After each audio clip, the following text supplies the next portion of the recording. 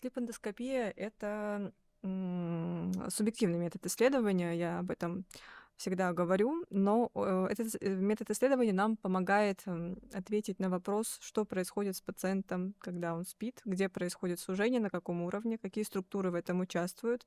Мы можем провести специальные маневры, понять, будет ли эффективна капа у пациента или ортогнатическая хирургия. То есть мы сможем распределить тактику лечения. Можем разные виды. Это может быть и консервативное, и хирургическое, разные виды хирургического лечения. Это может быть комбинация хирургии и консервативных методов.